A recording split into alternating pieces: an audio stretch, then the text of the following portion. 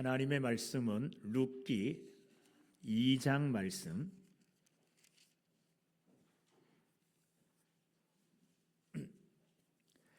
룻기 2장 8절부터 9절 말씀을 함께 읽겠습니다. 8절부터 9절 같이 소리내어 합독하겠습니다. 시작. 보아스가 룻에게 이르되 내 딸아 들으라. 이삭을 주우러 다른 밭으로 가지 말며 여기서 떠나지 말고 나의 소녀들과 함께 있으라. 그들이 매는 밭을 보고 그들을 따르라. 내가 그 소년들에게 명령하여 너를 건드리지 말라 하였느니라. 목이 마르거든 그릇에 가서 소년들이 길어온 것을 마실지니라 하는지라. 아멘. 룻기 2장 8절부터 9절을 읽었지만 1장부터 2장 두 장의 내용을 함께 말씀 전하도록 하겠습니다. 오늘 제가 요 앞에서 찬양을 함께 하다 보니까 여러분들이 뒷자리에 앉은 이유를 알겠어요. 앞에 앉으니까 고개가 너무 아파요. 그래서 모두가 뒷자리를 선호하는 것 같은 그런 생각이 들었습니다. 그렇습니다, 여러분들. 고개 아프면 앞을 그냥 저를 안 쳐다봐도 됩니다. 그냥 편하게 하나님의 말씀 들으면 되겠습니다.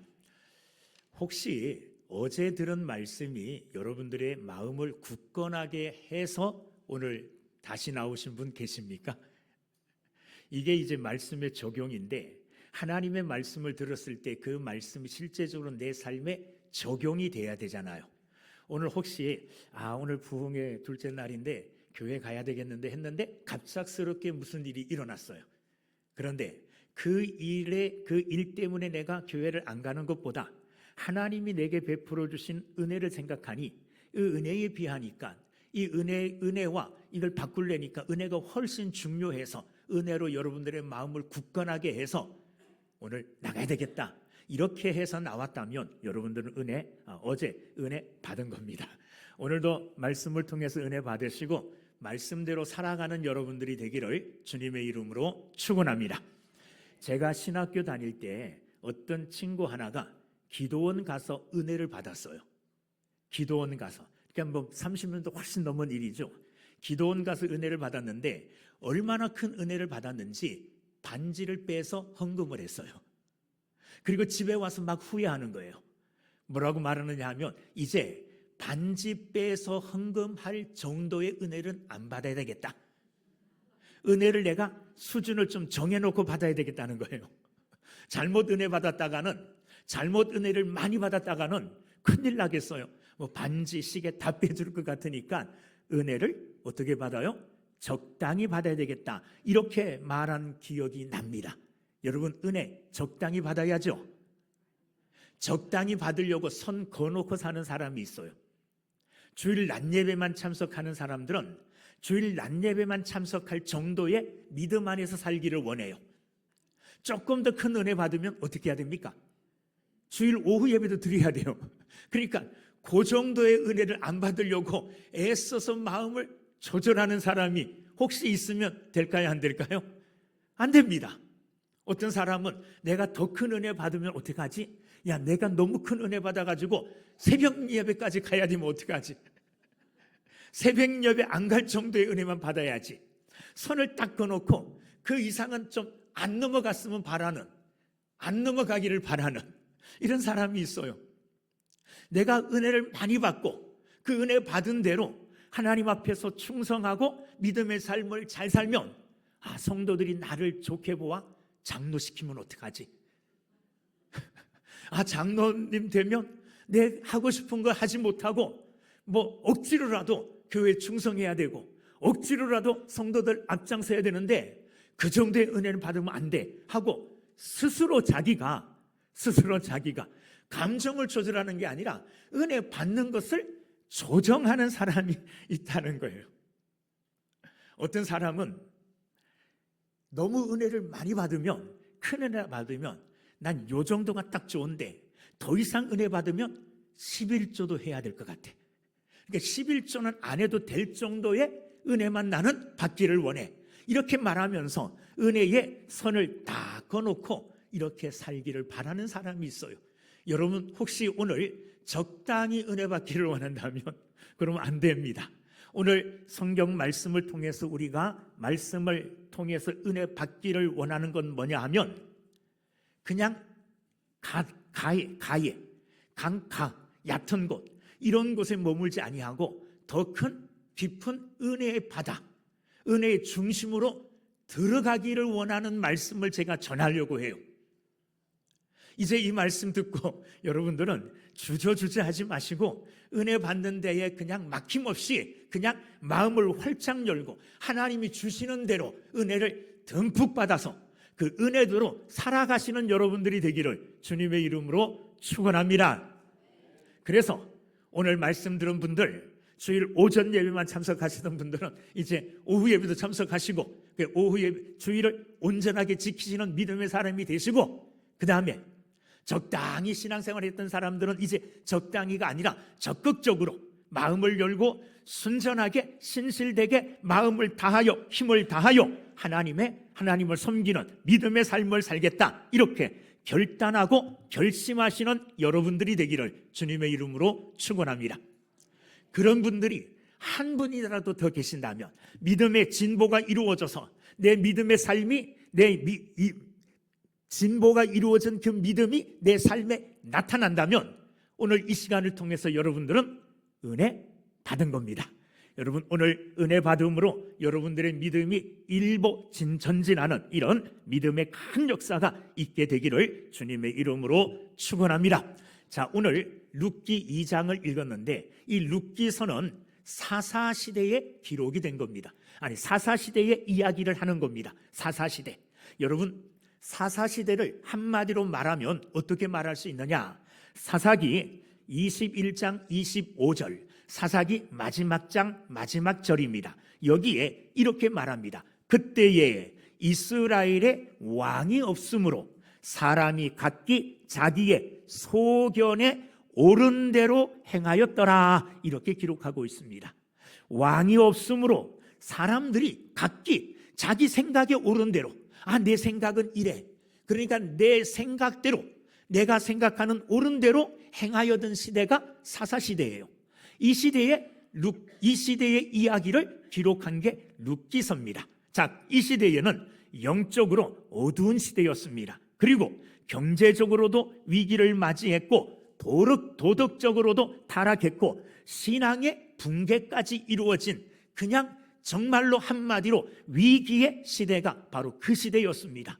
오늘 그 시대를 아까도 말씀드렸지만은 각기 자기의 소견에 옳은 대로 행하던 시대라 그랬는데 요즘 시대를 가만히 보면 요즘 시대도 룻기가 기록되었던 사사 시대와 같은 비슷한 현상들이 보입니다.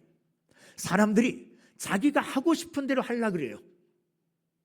하나님께서 기뻐하시고 원하시는 뜻인가 이것을 분별하여 비록 내 뜻이 아니더라도 하나님이 기뻐하시는 뜻을 따라 행해야지 이렇게 하나님의 길, 말씀의 길을 걸어가기보다는 자기가 옳은 대로. 그래서 요즘은 목사인데도요 젊은 사람이나 교인들에게 이분들이 이렇게 행하는 것은 잘못된 것 같은데 이런 잘못된 것 같은 것도 함부로 말을 못 해주겠어요. 왜냐하면 자기의 생각이 있더라고요. 자기의 생각이. 아니 나는 이게 옳은 것 같은데요. 우리 교회에서 예전에 있었던 오늘 우리 교회 장로님하고 권사님이 오셨어요. 함부로 얘기했다가 큰일 나요. 그래서 우리 교회 가서 이야기하면 청년들이 점심시간에 이제 쉬었다가 오후에 예배 드리러 올라오잖아요. 그죠? 예배 드리러 본당에 올 때 요즘은 얼마나 좋은 시대인지 이 커피잔 있죠? 커피잔을 다 가지고 올라와요. 예배 드리러. 근데 사실 예배 드리러 올라올 때 그런 거 가지고 올라오는 것 좋습니까? 안 좋습니까? 안 좋죠? 예배에 집중해야 되잖아요. 그런데 예배 시간이 그거 가져오면 예배에 집중이 안 되고 흐트러지니까 예배 시간에는 가능하면 갖고 오지 마라. 그랬더니 뭐라 그럴까요? 알겠습니다. 이랬을까요? 이게 뭐가 어때서요? 자기가 옳은 것, 자기의 판단 기준이 있어요. 그래서 그것과 틀리면은 목사도 아니에요. 목사도 없어요. 누구에게든지 다 자기의 의견을 얘기해요. 하나님 중심으로, 하나님을 예배함에 있어서 중심으로 해야 될 일들을 이야기해도 자기 생각대로 살아가는 시대가 지금 시대예요. 여러분, 내 생각대로, 내 마음대로 하고 싶은 대로 하는 게 신앙생활이 아니에요. 신앙생활은 하나님이 원하시는 대로 해야 되는 겁니다. 우리가 어떻게 예배 드려야 하나님이 예배를 받으실까요? 예배. 하나님이 받으시기를 원하는 방법대로 예배 드려야 되죠. 저는 가끔 이런 예를 들어요. 그래서 어떤 사람이 배를 타고 가다가 배가 깨져버렸어요. 배가 파손됐어요.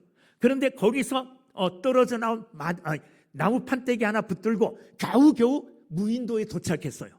거기 도착해 보니까 사람이 아무도 없어요. 혼자 남았어요.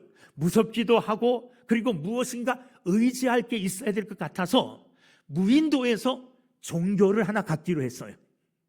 뭘 가질까 고민하다가 자기 부인이 믿는 예수를 믿기로 작정했어요. 기독교인이 되기로 무인도에서 작정을 했다고요. 교회 가야 되고 예배를 드린다는 거 이런 거 들은 게 있으니까 자기도 나름대로 이제 하나님 앞에 예배 드리려고 해요. 예수를 믿으려고 하고 기독교 신자가 되려고 해요. 어떻게 했을 것 같습니까? 어떻게?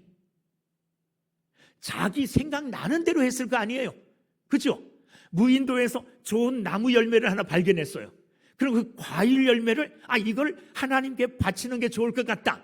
그래서 좋은 이 판판한 돌 위에 그거를 딱 올려놓고 하나님 앞에 비는 거예요. 그게 이제 자기는 기독교인이 됐다고 생각하고 하나님께 예배한다고 생각하는 거예요. 자기가 자기의 방법대로 하나님을 믿는 방법을 만들어가는 거예요. 그죠? 그게 바른 예배입니까? 기독교는 그런 게 아니에요. 다른 기독교를 제외한 모든 종교들은 다 사람에게서부터 출발이 돼요. 사람들이 만들어내는 종교입니다. 사람들이 이게 필요해서 만들어낸 종교가 다른 모든 종교예요. 그런데 기독교는 아래에서 사람들에게서부터 시작된 종교가 아닙니다. 누구에게서부터? 하나님에게로부터. 하나님이 시작하신 종교. 그래서 위에서 아래로 내려온 종교가 기독교예요. 그러니까 기독교 신자들은 내가 이렇게 하는 게 좋을 것 같다, 저렇게 하는 게 좋을 것 같아, 이게 더 좋은 것 같아, 자기 나름대로 방법을 만들어 믿음 생활하는 게 아니에요. 하나님이 말씀을 통하여 나를 이렇게 예배해라, 내게 이렇게 기도해라, 하나님이 말씀하신 바가 있어요. 하나님이 주신 하나님의 말씀이 있다고요. 이 말씀에 따라 신앙생활하는 게 기독교인입니다. 그래서 바르게 믿음 생활하려면 하나님의 말씀을 잘 알아야 돼요. 말씀도 모르면서 그냥 자기 생각에 좋을 대로 이게 더 좋아, 이게 더 좋아, 여러 가지 방법을 다 내놓아도 그 정답 아닙니다. 우리는 우리의 소견대로가 아닌 하나님이 말씀하신 바대로 믿고 하나님이 말씀하신 바대로 따라가는 믿음의 삶을 사는 여러분들 다 되기를 주님의 이름으로 축원합니다. 사사시대가 그런 시대였다는 거예요. 오늘 우리는 사사시대에 자기의 소견에 옳은 대로 행하던 시대가 아니라 하나님의 말씀을 따라가는 시대가 돼야 될 줄로 믿습니다. 우리는 이 세대를 거슬러 이 세대가 아무리 자기의 소견대로 자기의 생각대로 자기의 마음대로 가더라도 우리는 세상을 거슬러 하나님의 뜻을 쫓아 살아가는 믿음의 사람들 다 되시기를 주님의 이름으로 축원합니다. 베들레헴의 사사시대에 기근이 들었습니다. 날씨가 좋지 않고 가뭄이 오래돼서 곡식을 거둘 수가 없어서 먹고 살기가 힘들었어요. 그래서 살아남기 위해서 베들레헴에 살던 엘리멜렉이라고 하는 사람이 자기 부인 나오미와 두 아들을 데리고 살기 위하여 기근을 면하고자 모압 지방으로 내려갑니다. 그래서 모압 지방으로 어떻게 보면 이민 간 거예요. 이민 갔어요. 자, 왜 갔습니까? 살기 위해서 갔죠. 그런데 이민 간 모압 지방에서 그들은 산 게 아니라 그들은 도리어 죽음을 경험하게 됩니다. 엘리멜렉이 죽습니다. 그리고 두 아들이 장가 결혼을 했는데 모압 땅에서 모압 여인을 며느리로 맞이했어요. 이렇게 두 아들이 결혼까지 했는데 두 아들마저 죽습니다. 이제는 엘리멜렉 가정에 나오미 그리고 두 며느리 이렇게 셋만 남았어요. 아니, 살기 위해서 갔는데 살기 위해서 간 그곳에서 삶을 만난 것이 아니라 도리어 죽음을 만나고 그 죽음과 함께 고통을 당합니다. 가지고 간 재산도 10여 년 동안 다 잃어버립니다. 그래서 가난해졌고 남편 잃어버렸고 두 아들을 잃어버립니다. 자, 보통 사람 같으면 절망하여 낙심할 수밖에 없었을 겁니다. 그런데 나오미는 그래도 하나님을 아는 사람이에요. 그런 절망과 그런 어려움 가운데 6절 말씀, 1장 6절. 자, 우리 한번 읽어볼까요? 1장 6절. 자, 읽어보겠습니다. 시작. 그 여인이 모압 지방에서 여호와께서 자기 백성을 돌보시사 그들에게 양식을 주셨다 함을 듣고 이에 두 며느리와 함께 일어나 모압 지방에서 돌아오려 하여 그랬어요. 거기 보면 이 나오미가 주저앉아 버리고 포기했다는 것이 아니고 일어났다 그랬습니다. 절망과 그리고 어려움과 고난 가운데 나오미는 주저앉아 포기한 게 아니라 일어났어요. 나오미를 일으킨 게 뭘까요? 나오미는 그런 절망, 남편이 죽고 두 아들이 죽었어요. 이런 절망 가운데서 나오미가 일어날 수 있었던 힘을 얻은 것은 나오미는 잃어버린 남편 잃어버렸고 두 아들 잃어버렸어요. 잃어버린 것에 초점을 맞추지 않고 잃어버린 가운데 남아있는 것에 주목했어요. 남아있는 것에. 남편은 잃어버렸습니다. 두 아들도 잃어버렸어요. 그런데 나오미에게는 아직도 여전히 남아있는 게 있습니다. 뭐가 남아있습니까? 두 며느리가 남아있죠. 돌아갈 고향이 있어요. 베들레헴, 돌아가야 될 고향이 있잖아요. 그리고 그것보다 자기가 섬겼던 누가 있습니까? 여호와 하나님이 살아계셔요. 여러분, 나오미를 일으킨 힘은 어디에서 오느냐? 어디에서 오느냐? 나오미가 잃어버린 거에 집착하고 거기에 막 몰두하고 몰입하고 거기에 마음을 빼앗긴 게 아니라 잃어버린 것은 잃어버린 것이고 남아있는 것, 그 잃어버린 가운데서도 내게 이런 것이 남아있다. 그 남아있는 것을 가지고 일어났다는 겁니다. 보통 많은 사람들이 잃어버린 것에 몰두하니라고 남아있는 것까지 소홀히 여겨 다 빼앗기는 경우가 있습니다. 여러분, 노름하는 사람들이 있죠. 노름하는 사람들. 이 노름하는 사람들이 노름에 빠지면 나중에 집도 다 잃어버리고 논밭 다 잃어버리고 심지어 예전에는 뭐 부인까지 팔았다는 이런 얘기가 있는데 모르겠어요. 제가 본 적은 없으니까. 왜 노름에 빠진 사람이 다 잃어버릴까요? 뭐 때문에요? 본전 생각 때문에 그래. 본전 생각. 아, 이제 그만둬야 되겠다 그러니까 잃어버린 게 너무 아까운 거예요. 그래서 한 번만 딱 해가지고 저 본전 찾으면 그만둘 거야. 본전 찾습니까? 안 찾습니까? 못 찾아요. 본전 찾으려고 하다가 다 잃어버리는 겁니다. 본전 찾으려고 하다가. 이단에 빠진 사람들이요, 한참 지나면 아, 이게 잘못된 거구나, 이단이라고 잘못된 건 줄 깨닫는 사람들이 있어요. 그런데 이단에 흠뻑 빠진 사람이 거기에서 나오지 못하는 이유가 뭔 줄 아십니까? 다른 많은 이유가 있겠지만 너무 많이 갖다 바쳤어요. 거기에 너무 많이 갖다 바쳤다고요. 돈 많이 갖다 바치고 뭐 집 막 갖다 바치고 그러다 보니까 그게 아까워서 못 나오는 거예요. 여러분, 우리가 잃어버린 것들, 이거에 집착하고 이거에 매몰되다 보면 거기에서 일어날 수가 없습니다. 그러나 나오미는 잃어버린 것이라고 인정하고 지금 남아있는 것에 뭐 했느냐 하면 집중했다는 겁니다. 여러분, 우리 마찬가지입니다. 항상 우리도 뒤를 돌아보면 그거 너무 아까운데 하다가 시간 보내고 인생 허비하고 이렇게 헛된 삶을 사는 경우가 많이 있습니다. 잃어버린 것은 잃어버린 것이지만은 잃어버린 가운데 하나님이 남겨주신 그 은혜를 우리는 기억해야 돼요. 그 은혜가 뭡니까? 회복의 씨앗이 되는 겁니다. 회복의 씨앗이 되는 거예요. 하나님도 마찬가지입니다. 하나님도 우리를 보실 때요, 우리가 잃어버린 것에 대하여 책망하지 않으셔요. 그리고 우리를 향하여 내가 지금 가지고 있는 게 뭐냐? 내게 있는 게 뭐냐? 이거 물으셔요. 여러분 가운데도 예전에 실패하고 넘어진 이런 고통들 당한 분들 계실 거예요. 내게 아무것도 남은 게 없는데 이렇게 뒤를 돌아보면서 후회하는 사람 있을 수 있습니다. 아닙니다. 그 가운데 남아있는 게 있어요. 남아있는 게 하나님이 내게 주시는 소망이요, 하나님이 내게 주시는 기회입니다. 그거 붙들고 일어나는 여러분들이 되기를 주님의 이름으로 축원합니다. 예수님께서 들판에서 하나님의 말씀을 전하는데 사람들이 그 말씀이 너무 좋은 거예요. 집에 갈 생각도 안 해요. 식사 때가 다 지나버렸습니다. 모두가 이제 배고파할 때 예수님께서 제자들에게 뭐라고 말씀하십니까? 너희들이 먹을 것을 주라. 제자들이 돌아보니까요, 자기들에게 먹을 것이 하나도 없잖아요. 모인 사람이 얼마나 많습니까? 남자만 계수해서 5,000명, 여자아이까지 치면 얼마나 많았겠습니까? 이 많은 사람들에게 예수님이 먹을 것을 주라는 거예요. 아무리 찾아봐도 먹을 게 없어요. 그러나 제자들이 자기들 중에 있는 것 가지고 예수님께 가지고 나왔어요. 뭐 가지고 나왔습니까? 어린 아이 하나에 도시락, 한 끼 도시락. 거기는 보리떡 5개, 물고기 2마리. 맞죠? 보리떡 5개, 물고기 2마리가 들어있는 아주 조그만 도시락 하나 가지고 나왔어요.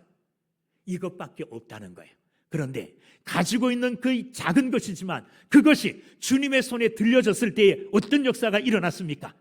5,000명이 넘는 사람이 먹고 12광주리가 남았습니다. 여러분, 내가 가진 것 아무것도 아닌 것 같지만은, 그러나 그 작은 것일지라도 주님의 손에 들려질 때에 큰 역사를 이루게 될 줄로 믿습니다. 나는 나이가 많은데 건강도 거의 없고요, 나는 힘도 없고요, 아무것도 없어요, 아무것도 할 수 없어요. 왜 아무것도 할 수 없습니까? 그래도 숨은 쉬잖아요. 아침에 일어나잖아요. 말은 할 수 있잖아요. 가지고 있는 거로 할 수 있는 게 얼마나 많은지 몰라요. 찾아보세요. 할 수 있는 것이 많고도 또 많아요. 나는 아무것도 없고 아무것도 할 수 없어요, 이런 낙심된 말은 하지 않고 가지고 있는 것, 남아있는 것으로 하나님 앞에 소망을 가지고 그것 가지고 일어나는 여러분들이 되기를 주의 이름으로 축원합니다. 두 번째, 나오미가 일어난 이유는 하나님에 관한 소식을 들었기 때문에 그래요. 복음, 좋은 소식을 들었습니다. 아까 읽었던 6절 말씀에 보면 여호와께서 자기 백성을 돌보시사 그들에게 양식을 주셨다 함을 듣고 그랬어요. 나오미가 일어날 수 있는 힘은 어디에서 왔느냐? 하나님에 관한 좋은 소식에서부터 나오미는 힘을 얻고 그것 붙들고 일어날 수 있는 능력이 생긴 줄로 믿습니다. 하나님께서 드디어 이스라엘 백성들을 위하여 양식을 주시고 이스라엘 백성들을 하나님이 도우셨다, 돌보셨다, 이 말을 듣고 힘과 용기를 얻을 수 있었던 겁니다. 여러분, 아무리 어렵고 힘든 가운데서도 하나님은 계속해서 우리에게 복음의 메시지를 전하여 주십니다. 말씀을 통하여 말씀하시고 주일마다 목사님을 통해서 말씀을 들려주시고, 그래도 사모하는 자들 유튜브만 틀면 말씀이 들려와요. 라디오 틀어도 들려와요. 다 들려오잖아요. 하나님의 말씀은 지금도 살아서 온 천지에 진동하고 있습니다. 들리는 하나님의 말씀을 통하여 힘을 얻고 주저앉은 자리에서 일어날 수 있는 나오미와 같이 일어날 수 있는 믿음의 사람들이 다 되기를 주님의 이름으로 축원합니다. 자, 일어나서 이제 어디로 가야 돼요? 고향으로 돌아가야 되잖아요. 베들레헴으로 가야 됩니다. 자, 베들레헴으로 가는 길에 나오미는 두 며느리에게 이야기합니다. 너희들 나 따라오지 마라. 너희들의 어머니가 있는 곳으로 같이 돌아가라. 나에게는 소망이 없다.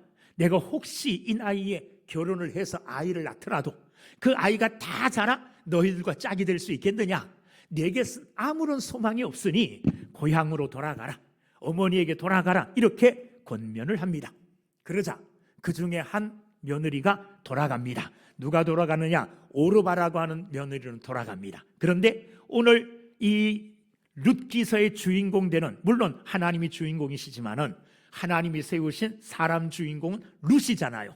룻이라고 하는 이 며느리는 돌아가지 않습니다. 돌아가라는 그 말에 룻기 1장 16절부터 17절 감동적인 고백을 합니다. 어머니에게, 시어머니에게 이런 감동적인 말을 전합니다. 자, 16절 17절 우리 함께 읽어보겠습니다. 자, 이 말은 누가 하는 겁니까? 룻이 하는 거예요. 홀로 된 룻 며느리가 자기 고향으로 돌아가려고 하는 시어머니에게 나도 같이 가겠어요 하는 그 말이에요. 16절 17절 시작. 룻이 이르되 내게 어머니를 떠나며 어머니를 따르지 말고 돌아가라 강권하지 마옵소서. 어머니께서 가시는 곳에 나도 가고 어머니께서 머무시는 곳에서 나도 머물겠나이다. 어머니의 백성이 나의 백성이 되고 어머니의 하나님이 나의 하나님이 되시리니 어머니께서 죽으시는 곳에서 나도 죽어 거기 묻힐 것이라. 만일 내가 죽는 일 외에 어머니를 떠나면 여호와께서 내게 벌을 내리시고 더 내리시기를 원하나이다. 어머니와 함께 가겠다는 거예요. 어머니의 하나님이 나의 하나님이 되시겠다는 말이에요. 여러분, 얼마나 감동스러운 고백입니까? 이 말을 들은 나오미가 차마 이 룻을 버릴 수가 없습니다. 그래서 두 사람, 나오미와 룻이 드디어 어디로? 베들레헴으로 돌아옵니다. 자, 고향으로 돌아왔을 때에 그들을 고향 사람들이 두 팔 벌려 환영했을까요? 환영 안 했을까요? 환영 안 했습니다. 19절 말씀에 보면 1장 19절 이에 그 두 사람이 베들레헴까지 갔더라. 베들레헴에 이를 때에 온 성읍이 그들로 말미암아 떠들며 이르기를 이가 나오미냐? 떠들었다 그랬어요. 온 성읍이 들썩들썩 거렸다는 겁니다. 무슨 말로요? 잘 돌아왔다, 고생했어, 이걸까요? 아니잖아요. 기근당하여 어려울 때 자기만 잘 먹고 잘 살려고 떠났던 너 아니냐? 성공했냐? 쫄딱 망해서 왔구나. 뭐 이렇게 비난의 소리였을 거예요. 환영하는 소리가 절대로 아니었을 것입니다. 그럼에도 불구하고 나오미는 그들을 원망하지 않았습니다. 이렇게 비방하고 비웃는 베들레헴 사람들을 향하여 나오미가 경험한 것에 대한 간증을 합니다. 간증은 자기가 경험한 거잖아요. 나오미가 뭘 경험했습니까? 기근 때문에 베들레헴에서 떠난 거죠. 떠나서 모압 땅에 살면서 잘 먹고 잘 산 게 아니라 어떻게 했어요? 남편이 죽고 아들이 죽고 재산 다 잃어버리고 완전히 사실 망했잖아요. 이런 경험을 하고 베들레헴으로 돌아온 거예요. 이렇게 비난하는 베들레헴 사람들을 향하여 나오미가 자기가 경험한 일들을 통하여 그들에게 간증하는데, 첫 번째 간증의 내용이 뭐냐 하면 하나님을 떠난 인생은 즐거움이 아니라 괴로움이다. 하나님을 떠나면 고통만이 있을 뿐이다. 이렇게 그들에게 가르쳐주고 있는 거예요. 자, 나오미는 돌아와서 뭐라고 이야기하느냐? 20절 말씀에 보면 나를 이제는 나오미라고 부르지 마라. 나오미라는 이름으로 부르지 말고 마라라고 불러라. 나오미라는 이름의 뜻은 뭐냐 하면 기쁨이라는 뜻이에요. 그런데 기쁨이라는 뜻을 가지고 하나님을 떠나 모압에 갔다가 돌아올 때 그 기쁨을 가지고 왔느냐? 기쁨대로 오지 않았잖아요. 도리어 고통과 고난을 경험하고 왔잖아요. 슬픔을 가지고 왔잖아요. 그러니까 나를 이제 나오미라 부르지 말고 마라라고 불러라. 고통이라고 불러라. 슬픔이라고 불러라. 이렇게 말하는 거예요. 이 말은 하나님을 떠나면 기쁨이 있는 게 아니라 하나님을 떠나면 고통밖에 없다. 하나님을 떠나면 고통과 슬픔밖에 없다. 이것을 삶으로 뭐 하느냐 하면 간증하고 있는 겁니다. 여러분, 집 나가면 뭡니까? 개고생이죠. 집 나간 탕자 여러분들 아시죠? 탕자가 아버지의 유산을 미리 요구했어요. 아버지, 내게 주실 유산을 미리 주십시오. 유산은 죽은 다음에 줘야 되는 거예요. 근데 살아있는데도 유산을 요구했어요. 아버지가 그의 요구를 거절하지 못하고 유산을 나눠줍니다. 자, 이제 자유를 얻었고 이제 유산도 받았으니 그의 앞에는 뭐만 있을까요? 행복과 기쁨만 있겠죠. 처음에는 그랬어요. 얼마 동안은 그는 마음껏 가지고 나온 그 재산을 쓰면서 펑펑 쓰면서 기쁨을 누리고 행복을 누렸어요. 그러나 어떻게 됐습니까?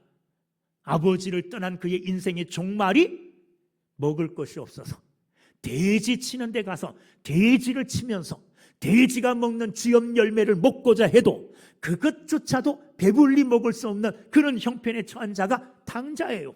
어떻게 그런 고난, 고통 속에 처했습니까? 원인은 하나예요. 아버지를 떠났기 때문에 그래요.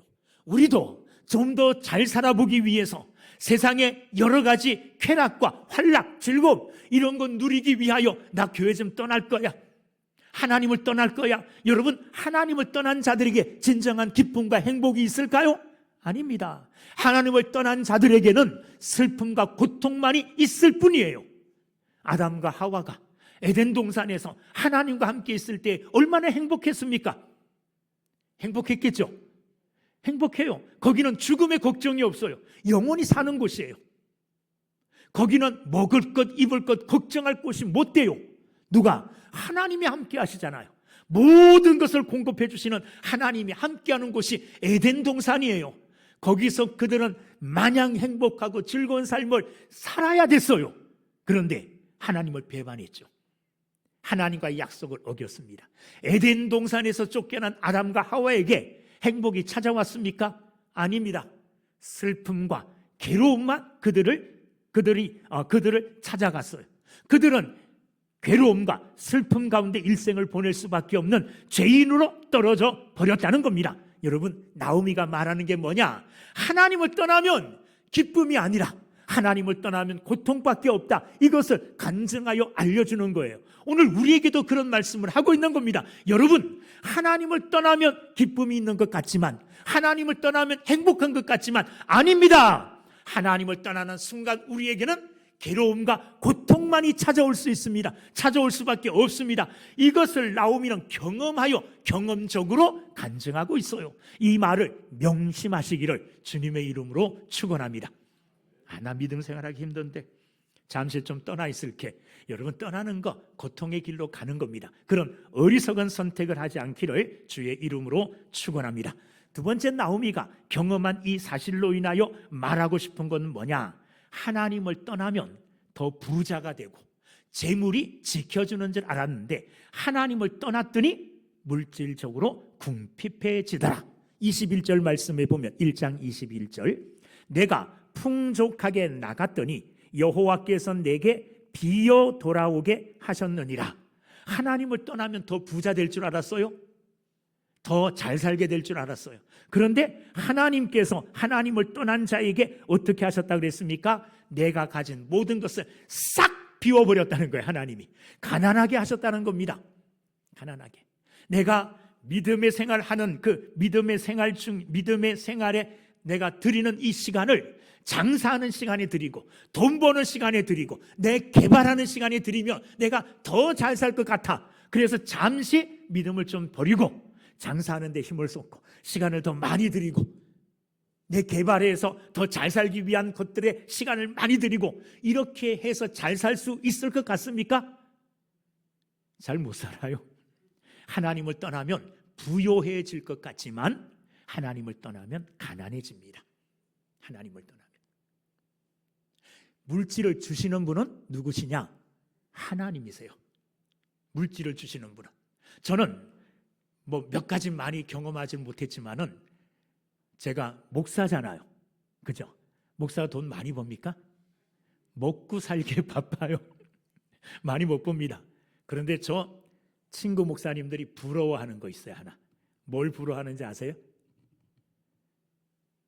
제가 서울에 아파트 있다는 거 부러워해요. 저 서울에 아파트 가진 사람입니다. 내가 무슨 재주로 아파트를 샀겠어요? 돈도 없는데. 근데 하나님이 길을 열어주셔요. 하나님이 너 좀 내가 선물 하나 줄게.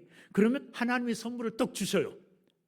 그 받아보니까 서울에 있는 아파트예요.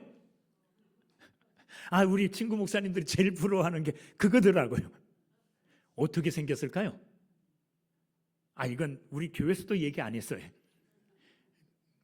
어쨌든 얘기할 그게 아니라서. 근데 여기 오니까 우리 두 분, 오늘 장로님하고 권사님 안 오셔야 되는데 오셔가지고 이 비밀을 알게 되시네. 제 딸이 음악하는 딸이에요. 근데 이 아이가 미국에 있는 어느 음악대학에 합격을 했어요. 50% 장학금 받고 이제 50%는 이제 내가 내야 되는 거예요. 근데 목사가 유학시킬 수 있는 돈이 있습니까? 없습니까? 없죠. 근데 얘는 가고 싶어 해요. 그래, 어떻게 할까 고민하다가 그때 이제 전세 살았는데 전세 이거 빼가지고 지하로 이사가고 돈을 남겨서 이 유학 자금으로 줄까? 이렇게 생각하다가 하나님이 지혜를 주시는데 어떤 지혜를 주시나요? 야, 집 사. 교회에 있는 집사가 아니라 집을 사. 그러시더라고요. 그래서 진짜 집을 샀어요. 어떻게 샀느냐? 전세금 빼고 대출을 많이 받았어요. 그랬더니 집을 사고도 한 7, 8천만 원이 남더라고요. 집을 사고도. 그것 가지고 애 유학 보냈어요. 근데 제가 집을 살 이 형편도 안 되고 그런 것도 없어요. 근데 나한테 집을 파는 그 집주인한테 내가 이렇게 얘기했어요. 내가 돈이 없으니까 중도금도 줄 수 없고 잔금 따로 줄 수 없는데 주인 아저씨한테 아저씨, 내가 아직 돈은 다 안 드렸지만 아파트 명예를 나한테 이전시켜 주세요. 돈도 안 주고. 여러분이 만약에 아파트 주인이라면 그러겠어요? 안 그러죠? 내가 돈도 안 줬는데 내 명의로 아파트 좀 이전시켜 주세요. 그러면 좋습니다 하고 이전시켜 줄 사람, 형제도 그렇게 안 해준다더라고요. 근데 이 아저씨가 뭘 모르나 봐. 돈도 아직 다 안 받고 내 이름으로 명예를 이전시켜 줬어요. 돈 안 줬는데 아파트가 내게 됐잖아요. 내 아파트 가지고 내가 담보해서 빌려가지고 갚은 거예요. 이거 하나님의 은혜가 아니면 안 되잖아요. 돈도 못 버는 목사가 그렇게 하는 거 하나님이 해주시면 부자 될 수도 있어요. 근데 아무리 잠을 안 자고 그리고 아무리 그냥 열심히 막 땀을 흘리면서 일을 해도 하나님이 막으시면 아무것도 안 돼요. 물질을 주시고 부하게 하시는 분, 가난하게 하신 분, 그분이 누구세요? 하나님이십니다. 여러분, 하나님의 전능하심과 하나님의 주권을 믿으시고 하나님을 떠나지 않고 믿음 안에서 살아가시는 여러분들이 되기를 주님의 이름으로 축원합니다. 하나님은 궁핍하게 하신다. 하나님을 떠난 자들에게. 세 번째 이 나오미가 간증하는 게 뭐냐 하면 하나님이 나를 징벌하셨대요. 나를 징계하셨대요. 그런데 이 징계는 어떤 징계냐 하면 사랑의 징계입니다. 나오미는 하나님이 징계한 이것을 하나님을 향하여 하나님 왜 나를 징계했어요? 원망하는 투가 아니에요. 왜냐하면 하나님이 나를 징계하심으로 말미암아 내가 뭐하게 되었다는 거예요? 베들레헴으로 돌아오게 되었다는 겁니다. 할렐루야. 하나님이 하나님을 떠난 나를 징계하심으로 그 징계를 통하여 도리어 나를 하나님께서 베들레헴으로 돌아오게 하셨다. 이게 하나님의 은혜라고 간증하는 겁니다. 여러분, 이 나오미의 간증, 나오미의 경험을 통한 이 간절한 마음의 소리들을 여러분이 들으시기를 바랍니다. 뭡니까? 하나님을 떠나면 기쁨이 아니에요. 하나님을 떠나면 그 순간부터 고통이 시작됩니다. 하나님을 떠나면 부자 될 것 같지만 가난해집니다. 하나님을 떠나면 하나님이 그냥 가만히 안 두셔요. 물론 하나님이 내 아들이 아니다 이렇게 생각하는 사람들은 그냥 버려둬요. 가든지 말든지. 그러나 하나님이 사랑하는 자녀들은 반드시 뭐 하십니까? 징계하셔요. 하나님을 떠났다 생각되었던 그때에 하나님이 나를 괴롭게 하시고 하나님이 나를 징계하시면 이게 하나님의 은혜구나. 그 징계를 붙들고 나오미처럼 하나님께 돌아오는 믿음의 사람들이 다 되기를 주의 이름으로 축원합니다. 드디어 우여곡절 끝에 이제 나오미가 돌아왔다 그랬죠. 이제 돌아온 나오미의 새로운 삶이 시작됩니다. 나오미와 룻의 베들레헴에서 삶이 시작되는데 그 삶은 어떻게 시작되는가? 어떻게? 이제는 모압에서의 삶을 버려야 돼요. 새롭게 이제 베들레헴으로 돌아왔어요. 베들레헴에서 이제 새로운 삶을 시작해야 돼요. 어떻게 시작하면 될까요? 돌아온 자의 삶의 시작은 하나님의 은혜로부터 시작되는 거예요. 2절 말씀을 우리가 함께 읽어보겠습니다. 2장 2절 시작. 모압 여인 룻이 나오미에게 이르되 원하건대 내가 밭으로 가서 내가 누구에게 은혜를 입으면 그를 따라서 이삭을 줍겠나이다 하니 나오미가 그에게 이르되 내 따라 갈지어다 이렇게 말합니다. 룻이 나오미에게 한 말이에요. 뭐라고 말하느냐? 내가 밭으로 가서 내가 누구에게 은혜를 입으면 이렇게 말하잖아요. 자, 룻은 나오미를 통해서 많은 경험을 했습니다. 제일 처음에 이 룻이 모압 땅에서 나오미의 아들과 결혼했을 때 이 룻은 행복한 삶이라고 생각했을 거예요. 베들레헴에서 온 부잣집하고 부잣집 아들하고 결혼했잖아요. 모압 땅으로 올 때는 부자라 그랬잖아요. 그러니까 부자 아들하고 결혼했으니 야 이제 내 삶은 폈다. 내 삶은 이제 꽃길이다. 아마 이렇게 생각했을 거예요. 그런데 그가 상상하고 생각했던 그 행복한 삶이 어떻게 됐습니까? 무너지기 시작했죠. 아버지가 죽고 남편이 죽고 가지고 있는 재산 다 잃어버리고 그러자 이 룻은 아마 생각했을 거예요. 아무리 인간들이 인간적인 재능과 인간적인 방법으로 부자가 되려고 하고 행복하게 살려고 하고 잘 살려고 해도 인간의 힘에는, 인간의 능력에는 한계가 있다. 인간이 할 수 없는 일이 있다. 그게 뭐냐? 필요한 게 뭐냐? 은혜가 필요하다. 은혜가. 하나님의 은혜가 필요하다. 이것을 아마 삶의 경험에서 그는 깨달은 것 같아요. 그래서 베들레헴에 오자마자 룻이 한 말이 뭐냐 하면 내가 누구에게 은혜를 입으면, 이 말은 하나님의 은혜가 자기에게 어떻게 오는가를 알고 있었던 거예요. 하나님의 은혜는 내게 직접 올 때도 있지만 대부분 사람들을 통해서 온다는 거예요. 이것을 룻은 너무나 잘 알았어요. 그래서 나가 누구에게인가 은혜를 입으면 내게 은혜를 베푸는 그는 하나님께서 역사하셔서 그를 통하여 내게 은혜를 베푸는 것인 줄 알고 은혜 입기를 룻은 소망했습니다. 은혜를 뭐 하기 시작했느냐? 사모하기 시작했다는 겁니다. 여러분, 우리 또한 실패의 자리에서 다시 일어나기를 원한다면, 좌절의 자리에, 고통의 자리에서 다시 일어나기를 원한다면 뭘 사모해야 됩니까? 은혜를 사모해야 됩니다. 은혜. 하나님의 은혜로부터 모든 것이 시작되어지고 모든 것이 출발되어진다는 것을 우리는 알아야 됩니다. 여러분, 하나님의 은혜가 아니면 오늘 우리는 이 시간에 여기 나올 수도 없고 아무것도 할 수 없는 게 우리예요. 우리는 그렇게 연약하고 보잘것없는 존재입니다. 제가 오늘 이렇게 강단에 서서 막 이렇게 이야기할 수 있는 거, 이게 뭘까요? 하나님의 은혜입니다. 저는 학교 다닐 때 애국가도 안 했어요. 조회 시간에 모여서 애국가 하잖아요. 입만 벌렸어요. 립싱크 했어요. 하는 척. 학생들이나 이런 앞에 나가서 말 한마디도 못했던 사람이에요. 한마디도. 그런데 이렇게 여러분들 앞에 막 고함치고 있잖아요. 막 담대하게 말하고 있잖아요. 이게 뭘까요? 하나님의 은혜예요. 저는 주일학교 다닐 때 선생님들 또 전도사님들이 이렇게 주일마다 말씀을 전할 때, 야, 저분은 무슨 말을 저렇게 많이 할까? 할 말이 저렇게 많나? 되게 신기했어요. 야, 신기하다. 내가 그 일을 하고 있어요. 일주일에 새벽 예배 6, 7번 하죠. 6번인가?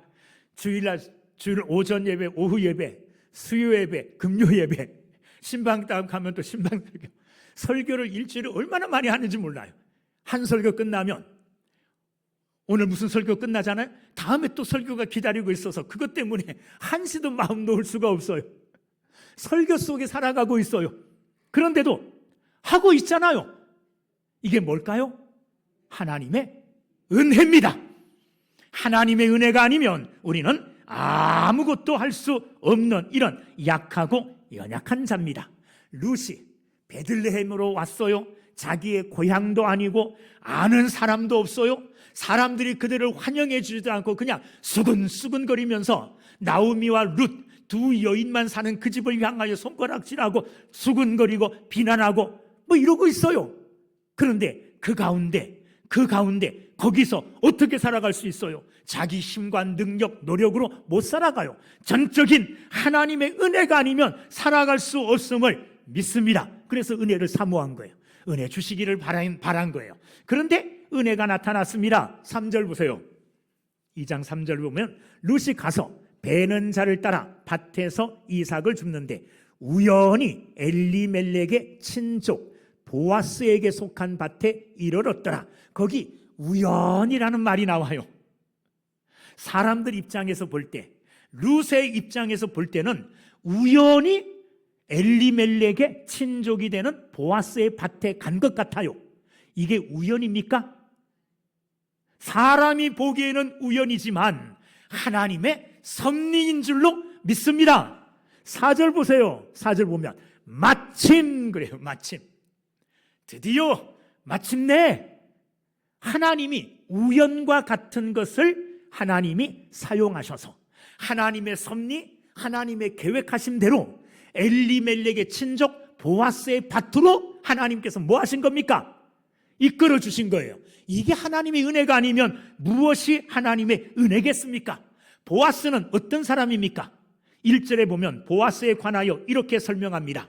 나오미의 남편 엘리멜렉의 친족으로 유력한 자가 있으니 엘리멜렉의 친족이래요. 그래도 전혀 남보다는 낫잖아요. 그죠? 자기 남편의 그리고 자기 시아버지의 친족이니까 완전히 남보다는 훨씬 좋은 그런 밭으로 간 거예요.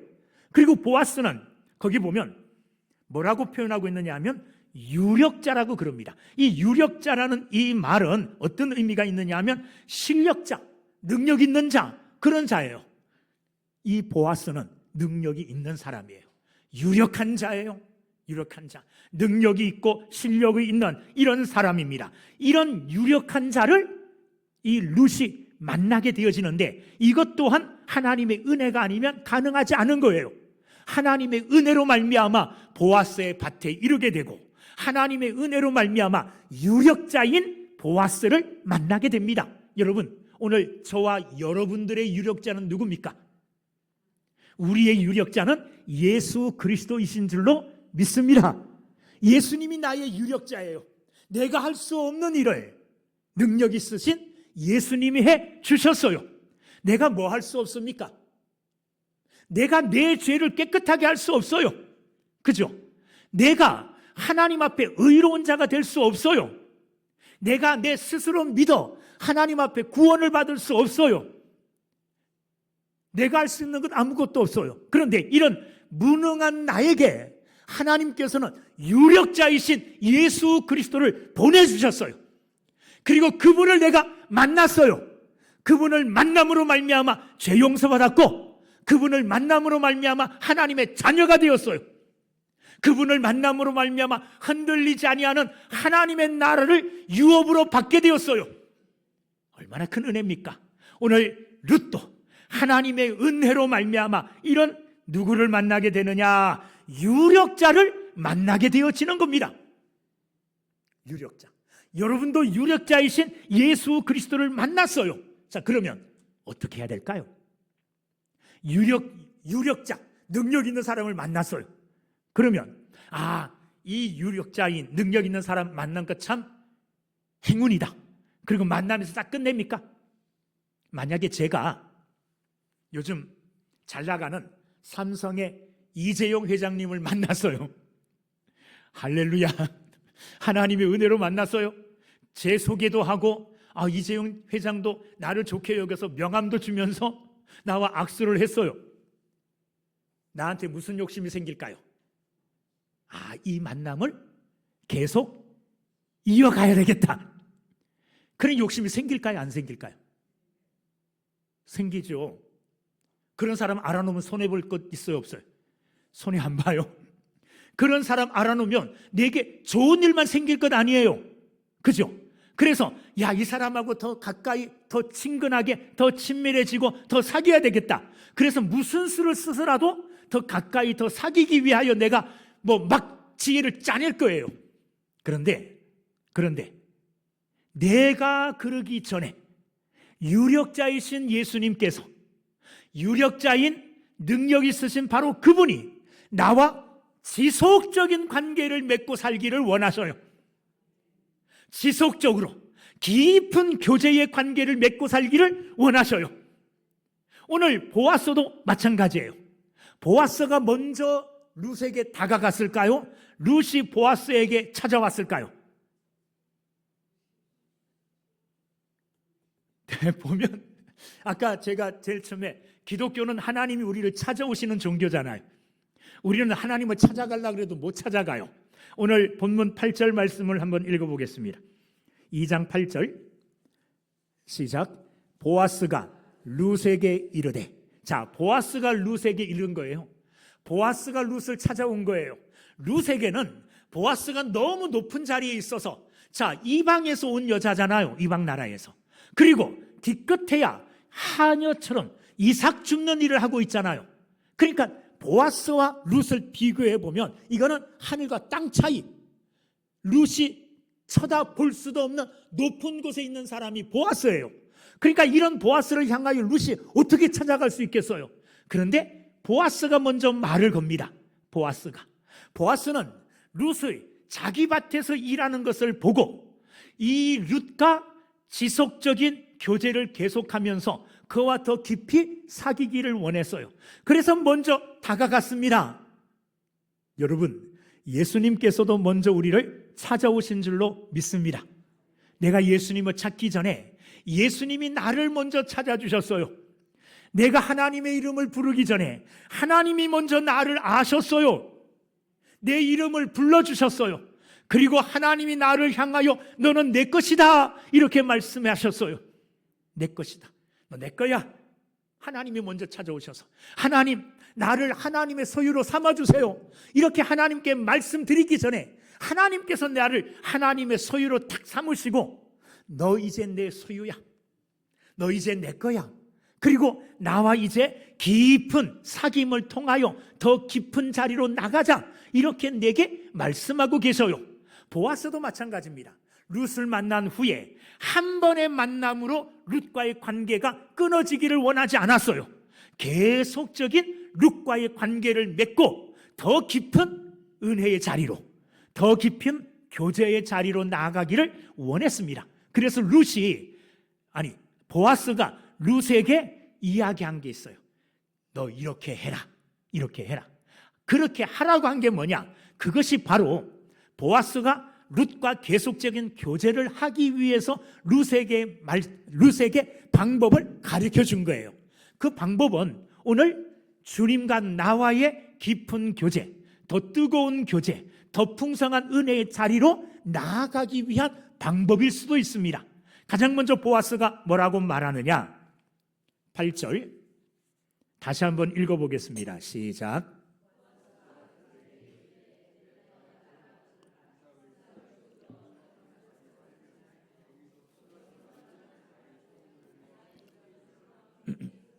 자, 거기 보면 제일 먼저 한 말이 뭐냐 하면 8절에 룻에게 이르되 내 딸아 들으라. 들으라 이거예요. 앞으로 너는 내가 하는 말을 어떻게 해요? 신중하게 잘 들어라. 이 들음으로부터 은혜가 임하고 이 들음으로부터 교제가 시작되어지고 이 들음이 깊어질수록 교제도 깊어지게 되는 줄로 믿습니다. 들어야 돼요. 하나님과 우리 사이가 더 깊어지고 은혜의 깊은 자리로 나가기를 원한다면 여러분들 하나님의 말씀을 들으십시오. 하나님의 말씀을 듣는 일에 힘을 쓰십시오. 그러면 그 말씀은 우리를 하나님과 더 깊은 관계로 이끌어 주시는 줄로 믿습니다. 하나님은 말씀하시는 분이에요. 하나님은 그냥 심심하셔서 가만히 계시다가 심심하셔서 내가 인간들을 구원해 볼까? 이렇게 하시는 분이 아니에요. 하나님은 미리 말씀하시고 말씀하신 바를 이루시는 분이 하나님이세요. 제가 청년 때 성경을 읽으면서 시간 가는 줄 모르면서 읽었던 때가 있는데, 그때 저의 흥미, 저의 재미를 이렇게 배가시켜 준 게 뭐냐 하면, 신약 성경을 읽는데 신약 성경에 이루어진 그것들이 구약에서 약속한 거더라고요. 예수님에 관한 것만 말씀드리면, 예수님께서 베들레헴에서 태어나셨어요. 베들레헴에서. 그런데 그게 구약 성경에 기록이 되어 있더라고요. 아닌가요? 미가 선지자를 통해서 예수님이 베들레헴에 태어날 것을 예언 말씀하셨어요. 말씀하신 바대로 그대로 이루어진 거예요. 저는 청년 때 이걸 맞춰보면서 너무너무 신기해했어요. 아니, 몇백 년 전에, 몇천 년 전에 하나님이 말씀하신 바인데 그게 이렇게 이루어졌네? 보세요. 마리아와 요셉이 어디에 살았습니까? 고향은 베들레헴이지만은 베들레헴에 안 살았잖아요. 나사렛에 살았잖아요. 근데 베들레헴에서 아이는 낳았어요.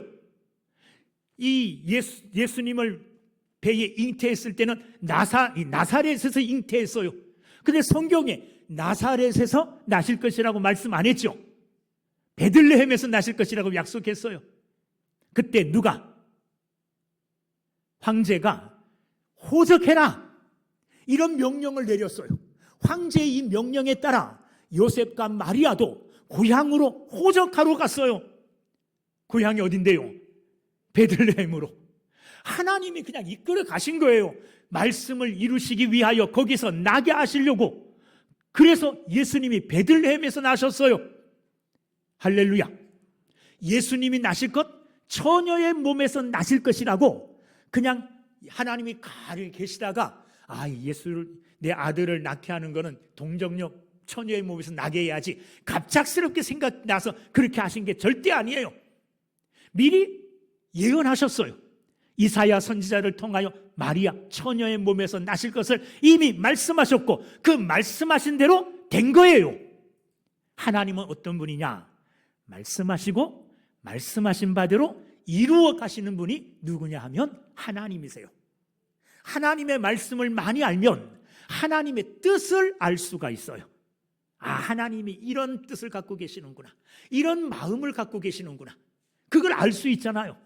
하나님의 말씀을 많이 알면은 하나님께서 앞으로 이렇게 행하시겠구나, 이것도 미리 알 수가 있어요. 그러면 교제가 더 깊어질까요? 안 깊어질까요? 깊어지죠. 여러분들 다 연애해 보셨죠? 연애할 때 제가 이제 연애할 때 처음 여자분을 만났다 그래요. 아무것도 몰라요. 그럼 아무것도 모르니까 얘기할 수 있는 게 이제 제한되잖아요. 그냥 얼굴이 어떻다 물어보고 형제가 어떠냐 그것밖에 안 되잖아요. 근데 쭉 교제하면서 그 사람에 대해서 여러 가지를 많이 알게 됐어요. 그렇게 많이 알게 되고 나에 대해서도 교제하는 그분이 많이 알게 되어졌어요. 그러면 교제가 더 풍성해질까요? 아니면 더 약해질까요? 풍성해지죠. 저는 집사람하고 연애할 때 제가 속해 있는 거 다 보여줬어요. 우리 교회 보여주고, 학교 다닐 때였는데 우리 학교 데려가서 우리 학교가 이런데 여기서 내가 이렇게 공부하고 있고 우리 친구들이 이렇다, 내게 집에 데리고 가서 이렇다, 이런 데서 산다, 다 나를 개방하여 내 모든 것을 다 알려줬어요. 그리고 그에 대해서도 내가 알고, 그러니까 점점 교제가 깊어지는 거죠. 여러분, 하나님과의 교제가 더 뜨거워지고 더 깊어지기를 원한다면 하나님의 말씀 듣기를 힘쓰시는 여러분들이 되기를 주님의 이름으로 축원합니다. 그런데 이걸 모든 사람들이 다 알아요. 하나님의 말씀을 잘 알아야 되겠다. 그런데 하나님의 말씀을 잘 알아야 되겠다고 하면서도 하나님의 말씀을 잘 알아가기 위하여 전혀 계획도 안 하고 준비도 안 하고 노력도 안 하고 아무것도 안 하고 있어요. 안 그렇어요? 안 그래요? 여러분, 하나님의 말씀을 내가 더 깊이 알기 위하여 성경을 계획적으로 읽어야 되겠다. 이렇게 공부해야 되겠다. 이렇게 해야 되겠다. 계획을 딱 세우는 분 계십니까? 물론 계실 줄로 믿습니다. 저는 저희 교회에서 오늘 같이 오신 우리 한만성 장로님이신데 너무너무 존경해요. 우리 한만성 목사님은, 장로님은요, 성경을 18번 필사하셨어요.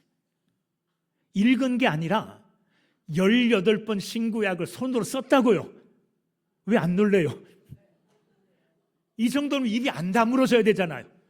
한 번 다 쓰기도 힘든데 18번이나 썼어요. 하나님의 말씀을 그렇게 쓰는 가운데 하나님은 장로님에게 굉장히 큰 선물들을 많이 주셨어요. 말할 수 없는 선물들 너무너무나 많이 주셨어요. 하나님의 말씀을 가까이 하니 하나님이 또한 복을 주시는 겁니다.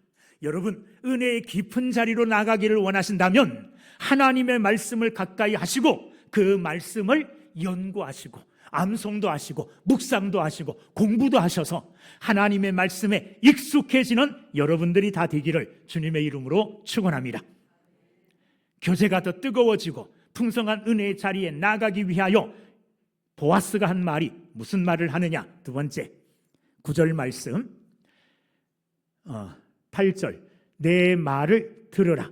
그리고 이삭을 주우러 다른 밭으로 가지 말며 그랬어요.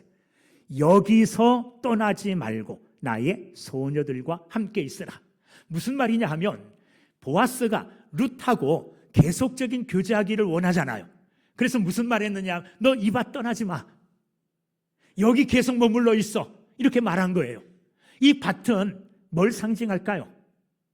교회를 상징한다고 말할 수 있죠. 주의 백성들이 함께 모여 교제하는 교회. 여기가 어떻게 보면 하나님의 밭일 수 있습니다. 보아스는 룻과 더 깊은 관계, 더 풍성한 은혜의 자리로 나가기를 원하여 너 여기 떠나지 마. 이 밭에 머물러 있어. 여러분, 이 말은 무슨 말인지 아세요? 여기에 네가 필요한 것이 다 있다는 말이에요. 여기에 네가 필요로 하는 그 모든 것들이 다 여기 있으니 여기 떠나지 마라. 여기 떠나지 마라. 여러분, 하나님의 교회에는요, 이 신성교회는요, 여러분들이 필요로 하는 모든 것이 다 있는 줄로 믿습니다. 여기 떠나지 마시기를 주의 이름으로 축원합니다. 다른 데 더 좋은 게 있는 것 같아. 나 다른 곳으로 갈 거야. 그러지 마세요. 여기에 하나님이 여러분들이 필요로 하는 모든 것을 여기에 다 주셨다는 말이에요. 그런데 내가 여기에서 그것을 찾아내지 못할 뿐이에요. 다 주셨는데 그것을 내가 누리지 못할 뿐이에요. 뭐가 없습니까, 여러분들 교회? 다 있잖아요.